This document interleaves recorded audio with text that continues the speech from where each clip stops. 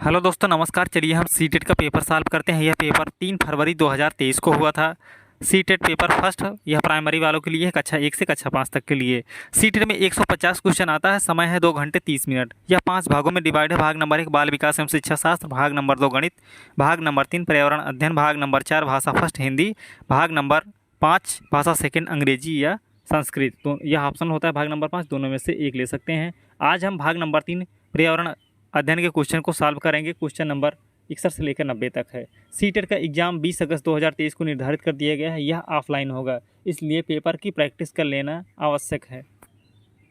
Previous year में जितने भी क्वेश्चन हुए हैं सभी क्वेश्चन को हम सॉल्व करवा रहे हैं पार्ट वाइज करके।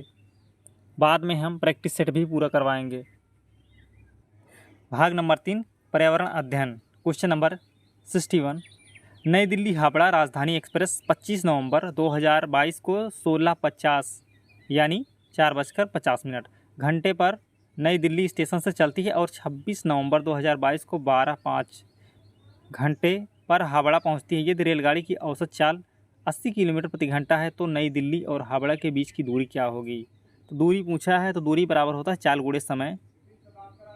औसत चाल है 80 किलोमीटर प्रति घंटा, तो 80 गुणे 19 घंटा 15 मिनट से हम गुणा कर देंगे तो हमें आंसर प्राप्त हो जाएगा 1532 किलोमीटर।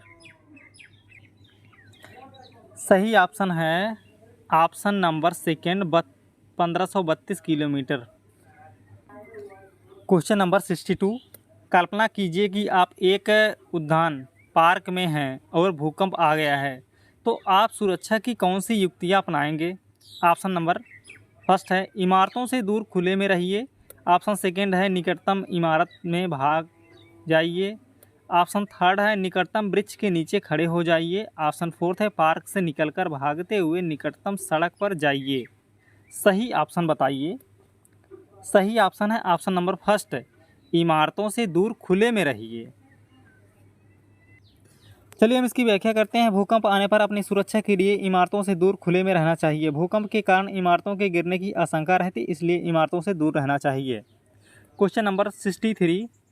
निम्नलिखित में से कला के कौन से रूप में प्राकृतिक रंगों जैसे नील हल्दी से मिश्रित और पुष्पों के वर्णों एवं पेड़ों की छाल से मिश्रित चावल के रंगीन पेस्ट से चित्रकला करना, पेंटिंग बनाना निहित है। ऑप्शन फर्स्ट है मधुबनी, ऑप्शन सेकंड है वर्ली, ऑप्शन थर्ड है कलमकारी, ऑप्शन फोर्थ है फुलकारी। सही ऑप्शन बताइए। सही ऑप्शन है ऑप्शन नंबर फर्स्ट, मधुबनी। चलिए हम इसकी व्याख्या करते हैं। मधुबनी कला में प्राकृतिक रंगों जैसे नील हल्दी से मिश्रित और पुष्पों के वर्णों एवं पेड़ों की छाल से मिश्रित चावल के रंगीन पेस्ट से चित्रकला करना निहित है। मधुबनी कला बिहार के दरभंगा, पूर्णिया, सहरसा, मुजफ्फरपुर तथा नेपाल के कुछ क्षेत्रों की प्रमुख चित्रकला है। Question number 64। ऐसे भोज्य पदार्थों के एक समुच्चय का चयन कीजिए जिन्हें पौधे के समान भाग से प्राप्त किया गया है। ऑप्शन नंबर फर्स्ट है सेब, गन्ना, अदरक, गाजर। ऑप्शन सेकंड है हरी मटर, जीरा, चना, गेहूँ। ऑप्शन थर्ड है पालक, जीरा, आलू, पत्ता गोभी। ऑप्शन नंबर फोर्थ है सेब, टमाटर, अदरक, खुबानी। सही ऑप्शन बताइए। सही ऑप्शन है ऑप्शन नंबर सेकंड, हरी मटर, जीरा, चना, गेहूँ। चलिए हम इसकी व्याख्या करते हैं। हरी मटर, जीरा, चना तथा गेहूँ आदि पौधे के समान भाग से प्राप्त होते हैं। ये चारों द्विबीजपत्री पौधे होते हैं जिनका खाद के रूप में विभिन्न प्रकार से प्रयोग किया जाता है। गेहूँ, जौ, सरसों, मटर, चना रबी की फसलें हैं। Question number 65। नीचे घटनाओं का क्रम दिया गया है जिससे नदी के जल में अत्यधिक प्रदूषण हो गया है। सही क्रम ज्ञात कीजिए। ए, नदी के जल की गंध, अम्लता और रंग प्रभावित होते हैं। बी, जल में जलीय जीवन जीवित नहीं रह सकता। सी, सभी व्यवहारिक उद्देश्यों के लिए नदी मृत हो गई है। डी, जल में हानिकारक रसायन अधिकता में छोड़े गए हैं। कूट है। ऑप्शन नंबर फर्स्ट है A B C D. Option number second है B C D A. Option number third है D A B C. Option number fourth है डी बी ए सी। सही ऑप्शन बताइए। सही ऑप्शन है ऑप्शन नंबर 3 डी। जल में हानिकारक रसायन अधिकता में छोड़े गए हैं। ए, नदी के जल की गंध, अम्लता और रंग प्रभावित होते हैं। बी, जल में जलीय जीवन जीवित नहीं रह सकता। सी, सभी व्यवहारिक उद्देश्यों के लिए नदी मृत हो गई है। सही क्रम। क्वेश्चन नंबर 66, निम्नलिखित में से कौन से पौधों का प्रवर्धन बीजों द्वारा होता है? ऑप्शन फर्स्ट गन्ना, आलू, पत्ता गोभी। ऑप्शन सेकेंड चावल, गेहूं, ओट्स। ऑप्शन नंबर 3 है आलू, गुलाब, गन्ना। ऑप्शन नंबर 4 गेहूं, गन्ना, चावल। सही ऑप्शन बताइए। सही ऑप्शन है ऑप्शन नंबर सेकेंड चावल, गेहूं, ओट्स। चलिए हम इसकी व्याख्या करते हैं। चावल, गेहूं तथा ओट्स आदि पौधों का प्रवर्धन बीजों द्वारा होता है। जब बीजों से पौधे तैयार किए जाते हैं तो उसे बीज द्वारा प्रवर्धन कहते हैं। कायिक प्रवर्धन जड़, तना, पत्ती, शाखा, कली पौधे के अंग होते हैं। इनके किसी भी अंग से जो नया पौधा तैयार किया जाता है उसे कायिक प्रवर्धन कहते हैं। क्वेश्चन नंबर 67, निम्नलिखित में से कौन सा भोजन उस राज्य के लोगों का मुख्य भोजन है जहां से पीवी सिंधु संबंध रखती हैं? ऑप्शन ए,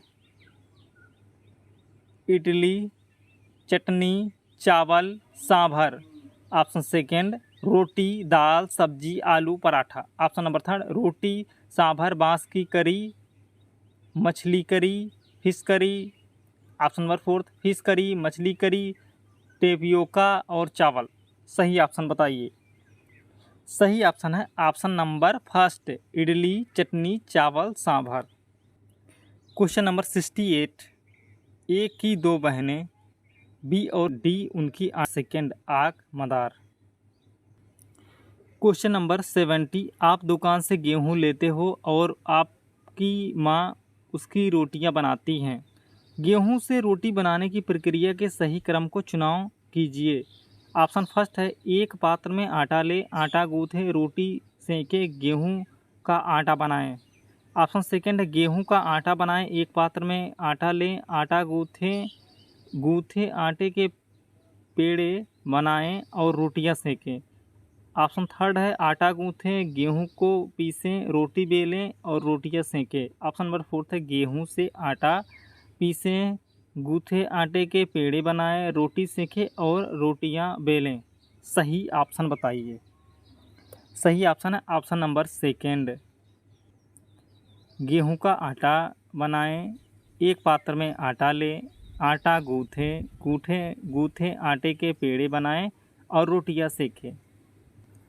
क्वेश्चन नंबर 71, उर्वरकों की अपेक्षा खेतों में खाद का उपयोग करने की सलाह दी जाती है क्योंकि ए, खाद जैव निम्नीकरण है, बी, खाद से एक प्रबल रासायनिक अपक्रिया नहीं होती, सी, खाद से मृदा में सूक्ष्म रंध्र बनते हैं, डी, खाद की बड़ी मात्रा में आवश्यकता होती है। कूट ऑप्शन फर्स्ट ए और बी, ऑप्शन सेकंड है ए, बी और सी, ऑप्शन थर्ड है बी और सी, ऑप्शन फोर्थ है सी और डी। सही ऑप्शन बताइए। सही ऑप्शन है option number second A, B और सी।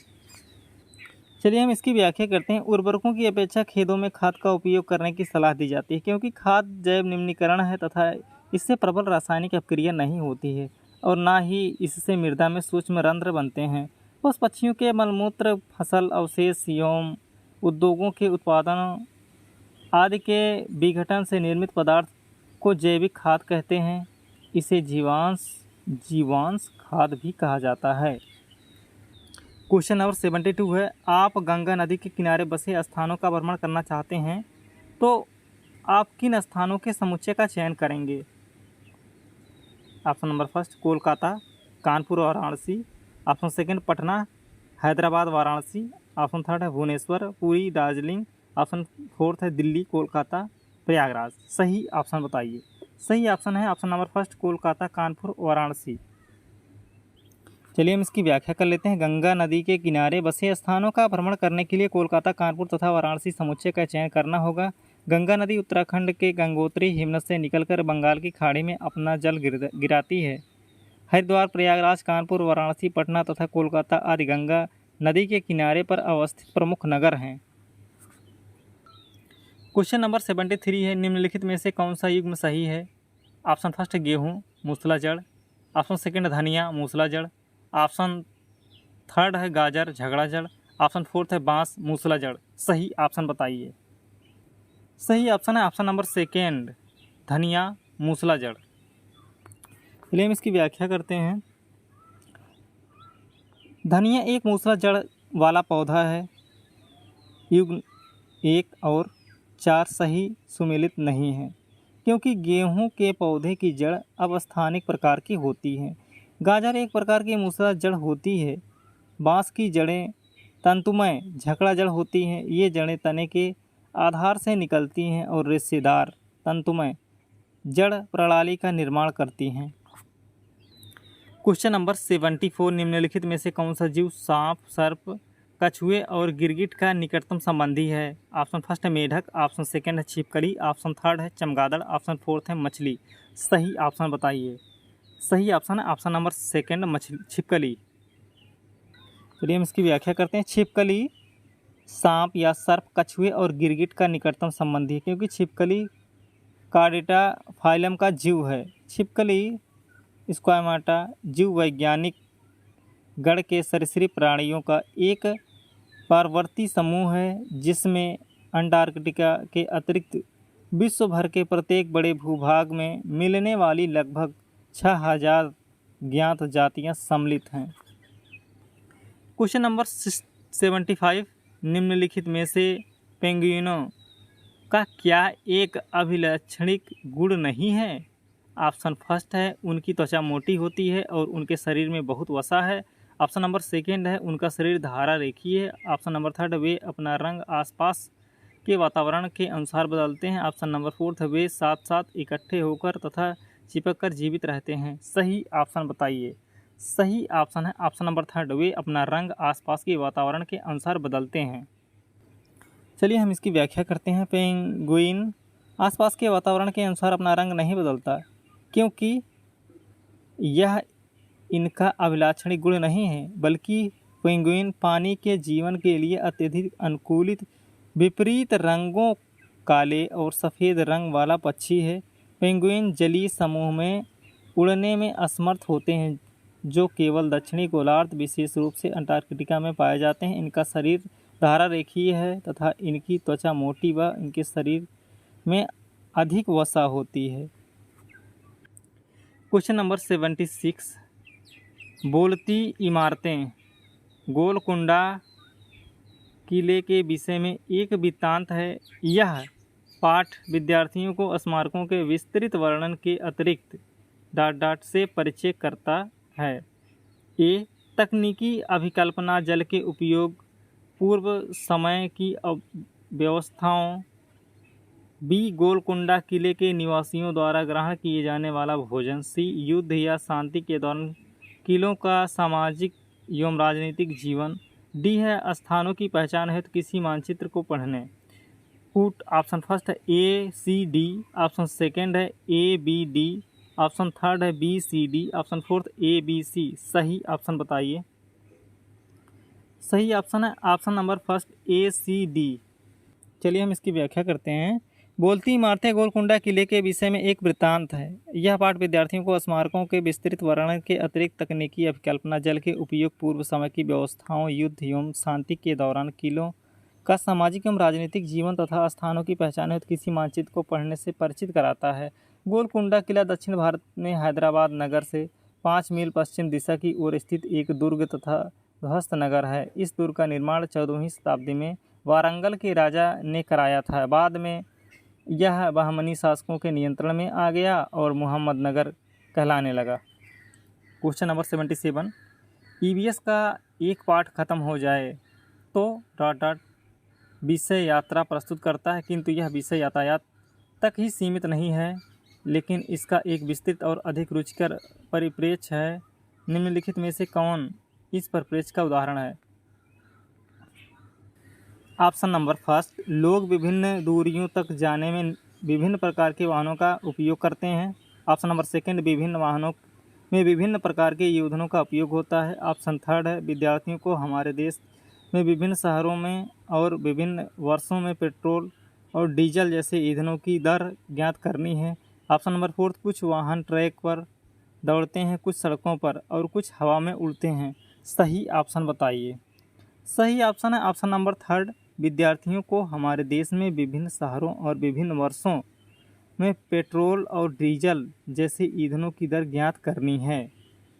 चलिए हम इसकी व्याख्या करते हैं। विद्यार्थियों को हमारे देश के विभिन्न शहरों में और विभिन्न वर्षों में पेट्रोल और डीजल जैसे ईंधनों की दर ज्ञात करनी है। उपरोक्त उदाहरण के माध्यम से विद्यार्थी समय के साथ साथ ईंधन की बढ़ती मांग एवं खपत तथा इनके सीमित संसाधनों एवं मूल्य वृद्धि के विषय में ज्ञान प्राप्त कर सकें। क्वेश्चन नंबर 78, ब्लूम की रूपांतरित वर्गीकी के अनुसार संज्ञानात्मक प्रक्रिया का उच्चतम वर्ग है। ऑप्शन फर्स्ट समझ, ऑप्शन सेकंड अनुप्रयोग, ऑप्शन थर्ड सृजन, ऑप्शन फोर्थ है विश्लेषण। सही ऑप्शन बताइए। सही ऑप्शन ऑप्शन नंबर थर्ड सृजन।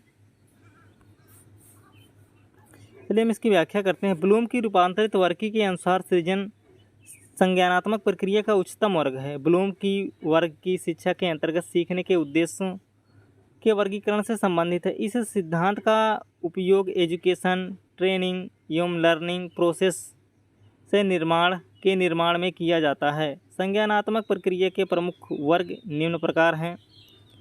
सबसे नीचे याद, सबसे उसके ऊपर समझना, उसके ऊपर लागू, उसके ऊपर विश्लेषण, उसके ऊपर मूल्यांकन, सबसे ऊपर होता है सृजन। क्वेश्चन नंबर 79, एक ईवीएस शिक्षक एक विशिष्ट कार्य पर विद्यार्थियों का आकलन करने के लिए उपयोग किए जाने वाले मापदंडों के व्यापक समूह का उपयोग करता है। ऑप्शन फर्स्ट पोर्टफोलियो द्वारा, ऑप्शन सेकंड है उपाख्यानात्मक रिकॉर्ड द्वारा, ऑप्शन थर्ड है रूब्रिक द्वारा, ऑप्शन फोर्थ है संचयी रिकॉर्ड द्वारा। सही ऑप्शन बताइए। सही ऑप्शन है ऑप्शन नंबर थर्ड रूब्रिक द्वारा। चलिए हम इसकी व्याख्या करते हैं। एक ईवीएस शिक्षक रूब्रिक द्वारा एक विशिष्ट कार्य पर विद्यार्थियों का आकलन करने के लिए उपयोग किए जाने वाले मापदंडों के व्यापक समूह का उपयोग करता है। रूब्रिक स्कोरिंग गाइड है जिसका उपयोग छात्रों की निर्मित प्रतिक्रियाओं की गुणवत्ता एवं मूल्यांकन करने के लिए किया जाता है। रूब्रिक दो प्रकार के होते हैं, समग्र और विश्लेषणात्मक। क्वेश्चन नंबर 80, आशा एक कक्षा 5 की ईवीएस शिक्षिका अपने विद्यार्थियों से ग्रामीण एवं शहरी क्षेत्रों के विभिन्न प्रकार के घरों में उनमें प्रयोग की गई सामग्री के प्रकार के आधार पर अंतर स्पष्ट करने को कहती है। इस क्रियाकलाप में कौन से कौशलों को प्रोत्साहित किया जा रहा है? ऑप्शन फर्स्ट अवलोकन, मापन, वर्गीकरण व निष्कर्ष निकालना, ऑप्शन सेकंड चरों का नियंत्रण, वर्गीकरण व निष्कर्ष निकालना, ऑप्शन थर्ड है अवलोकन, अनुमान लगाना, मापन का व वर्गीकरण, ऑप्शन नंबर फोर्थ अवलोकन, वर्गीकरण, निष्कर्ष निकालना व संप्रेषण करना। सही ऑप्शन बताइए। सही ऑप्शन है ऑप्शन नंबर फोर्थ अवलोकन, वर्गीकरण, निष्कर्ष निकालना व संप्रेषण करना। चलिए हम इसकी व्याख्या करते हैं। आशा कक्षा 5 की ईवीएस शिक्षिका अपने से विद्यार्थियों से ग्रामीण एवं शहरी क्षेत्रों के विभिन्न प्रकार के घरों में उनमें प्रयोग की गई सामग्री के प्रकार के आधार पर अंतर स्पष्ट करने को कहती है। इस क्रियाकलाप में अवलोकन, वर्गीकरण, निष्कर्ष निकालना व संप्रेषण करना आदि कौशलों को प्रोत्साहित किया जा रहा है। क्वेश्चन नंबर 81, ईवीएस के शिक्षण अधिगम का वह उपागम जो संप्रत्ययी और प्रक्रिया उपागम दोनों का उपयोग करता है वह है। ऑप्शन फर्स्ट सहयोगात्मक उपागम, ऑप्शन सेकंड है समाकलित उपागम, ऑप्शन नंबर थर्ड है क्रियाकलाप उपागम, ऑप्शन नंबर फोर्थ व्याख्यान संग प्रदर्शन। सही ऑप्शन बताइए। सही ऑप्शन ऑप्शन नंबर सेकंड समाकलित उपागम। चलिए हम इसकी व्याख्या करते हैं। ईवीएस के शिक्षण अधिगम का समाकलित उपागम संप्रत्यय और प्रक्रिया उपागम दोनों का उपयोग करता है। समाकलित उपागम एकीकृत दृष्टिकोण सीखने का अनुभव बनाता है जो एक से अधिक अनुशासन या विषय पर कॉल करता है, जैसे क्रॉस डिसिप्लिन, असाइनमेंट, प्रोजेक्ट आधारित सीखने के अनुभव आदि। क्वेश्चन नंबर 82 है, रमा अपने विद्यार्थियों को बीजों के अंकुरण पाठ के शिक्षण की योजना बनाती है। वह विभिन्न बीजों को छूकर अपने बच्चों को उन्हें महसूस कराती है। तब वह बीजों को पहचानने एवं उनका नाम बताने को कहती है। वह शिक्षण की किस विधि का उपयोग कर रही है? ऑप्शन फर्स्ट समस्या समाधान, ऑप्शन सेकंड है सहयोगात्मक अधिगम, ऑप्शन थर्ड है प्रदर्शन, ऑप्शन फोर्थ है व्याख्यान विधि। सही ऑप्शन बताइए। सही ऑप्शन है option number second, option number third है प्रदर्शन। चलिए हम इसकी व्याख्या करते हैं। रमा शिक्षण की प्रदर्शन विधि का प्रयोग कर रही है। प्रदर्शन विधि में अध्यापक पाठ विषय के व्याख्यान के साथ साथ पाठ विषय से संबंधित आवश्यक प्रयोग स्वयं करके छात्रों को दिखाते हैं। वह किसी वस्तु के बारे में पढ़ाने पर उस वस्तु को प्रदर्शित करके वस्तु की रचना एवं कार्यप्रणाली का वास्तविक रूप से ज्ञान कराते हैं। Question number 83। टीना एक ईवीएस शिक्षिका है जो विद्यार्थियों के आकलन में रिपोर्ट करने के लिए जांच सूची के प्रयोग के लाभ बता रही है। निम्नलिखित में से टीना का कथन कौन सा है? ऑप्शन फर्स्ट जांच सूचियों का प्रयोग आसान है, ऑप्शन सेकंड जांच सूचियों के लिए विस्तृत रिकॉर्ड रखने की आवश्यकता है, ऑप्शन थर्ड है जांच सूचियों छात्रों की उपलब्धियों का विवरण देती है, ऑप्शन फोर्थ है उच्च कक्षाओं में भेजने के लिए जांच सूचियों की व्याख्या करना आसान है। सही ऑप्शन बताइए। सही ऑप्शन है ऑप्शन नंबर फोर्थ, उच्च कक्षाओं में भेजने के लिए जांच सूचियों की व्याख्या करना आसान है। चलिए हम इसकी व्याख्या करते हैं। टीना एक ईवीएस शिक्षिका है जो विद्यार्थियों के आकलन में रिपोर्ट करने के लिए जांच सूची के प्रयोग के लाभ बताती है। जांच सूची द्वारा बच्चों की शैक्षणिक प्रगति का सटीक रूप से पता चलता है, जिसके आधार पर वे उसकी पदोन्नति संबंधित निर्णय ले सकते हैं। अतः ऐसे में टीना का कथन है कि उच्च कक्षाओं में भेजने के लिए जांच सूचियों का व्याख्या करना आसान है। क्वेश्चन नंबर 84 है यात्रा का विषय पढ़ाते समय निम्नलिखित में से कौन सा उदाहरण संवादात्मक शिक्षण का है? ऑप्शन फर्स्ट है विद्यार्थियों से यात्रा से संबंधित चित्र एकत्र करने के लिए कहना, ऑप्शन सेकंड विद्यार्थियों से आपस में यात्रा पर प्रदर्शन करने के लिए कहना, ऑप्शन थर्ड है यात्रा तथा टिकटों के प्रकार पर शिक्षिका द्वारा डिजिटल प्रस्तुतिकरण दिखाना, ऑप्शन फोर्थ है शिक्षिका तथा विद्यार्थी मिलकर सुनते हैं तथा यात्रा संबंधी अपने अनुभवों के संदर्भ में प्रतिक्रिया कर देते हैं। सही ऑप्शन बताइए।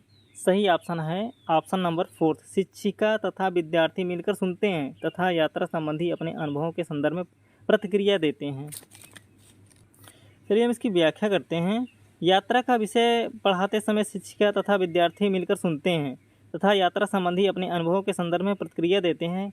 यह संवादात्मक शिक्षण का उदाहरण है। संवादात्मक शिक्षण गतिविधि को 3 चरणों में विभाजित किया जा सकता है।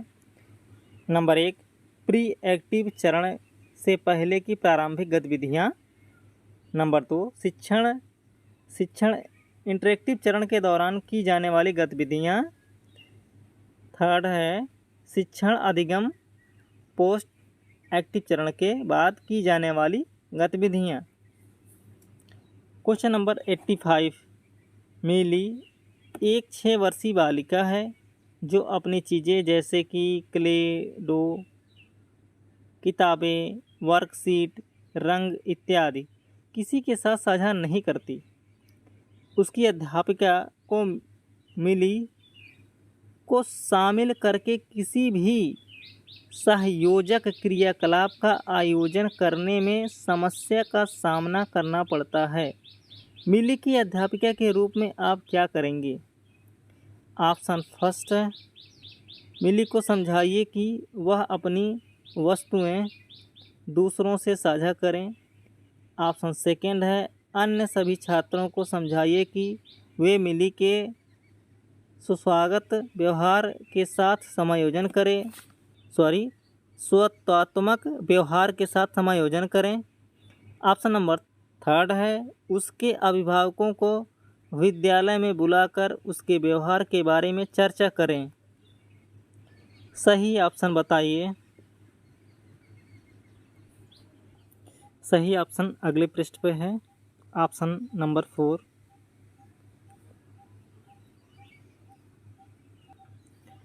ऑप्शन नंबर 4 है मिली के व्यवहार के समाजीकरण को बढ़ाने के लिए विभिन्न कार्य समूह का संचालन करेगी। चलिए हम इसकी व्याख्या करते हैं। क्वेश्चन नंबर 85 का। मिली को अध्यापिका को चाहिए कि वह मिली के व्यवहार के समाजीकरण को बढ़ाने के लिए विभिन्न समूह कार्य का संचालन करें। ऐसा करने से मिली के व्यवहार में अंत समूह अभिवृत्ति का विकास होगा। Question number 86।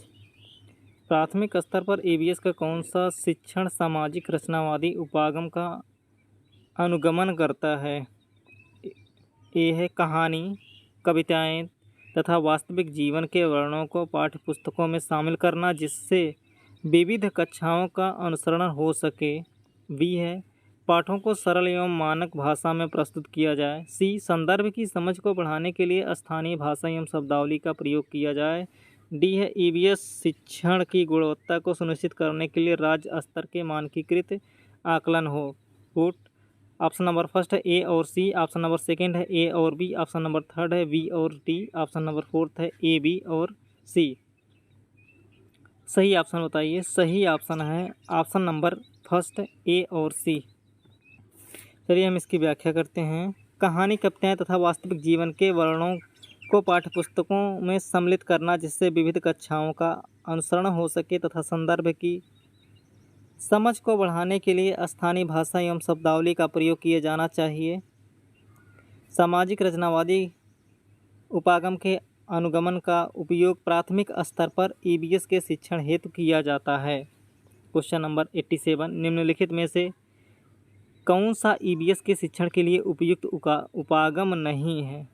ए भूमिका निभाना, बी सर्वेक्षण, सी है क्षेत्र भ्रमण, डी है व्याख्यानों द्वारा शिक्षण या निर्देशन, ई है संवादात्मक शिक्षण।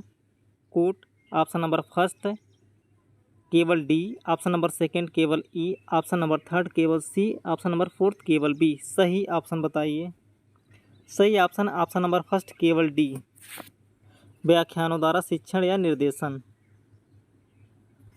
चलिए हम इसकी व्याख्या करते हैं। व्याख्यानों द्वारा शिक्षण या निर्देशन ईवीएस के शिक्षण के लिए उपयुक्त उपागम नहीं है, परंतु भूमिका निभाना, सर्वेक्षण, क्षेत्र भ्रमण तथा संवादात्मक शिक्षण ईवीएस के शिक्षण के लिए उपयुक्त उपागम है। भूमिका निभाना उपागम में अभिनयात्मक प्रकृति पर बल दिया जाता है। सर्वेक्षण में आंकड़ों के आधार पर निरीक्षण किया जाता है। क्षेत्र भ्रमण उपागम में यात्रा एवं अन्य भ्रमण के आधार पर ईवीएस का शिक्षण किया जाता है। Question number 88। सीना दृष्टिबाधित है तथा वह ईवीएस की कक्षाओं में बहुत रुचि लेती है। आप पहाड़ी क्षेत्रों में विद्यार्थियों को क्षेत्र भ्रमण के लिए ले जा रही हैं तथा सीना इस भ्रमण पर जाना चाहती है, तो आप क्या करेंगी?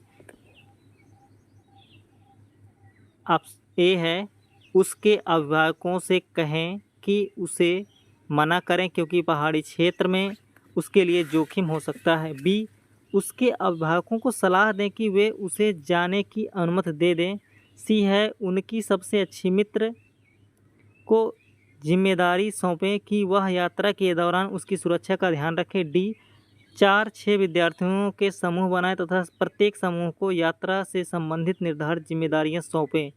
कोट ऑप्शन फर्स्ट सी और डी, ऑप्शन सेकंड है ए और सी, ऑप्शन थर्ड है केवल बी, ऑप्शन फोर्थ है केवल ए। सही ऑप्शन बताइए।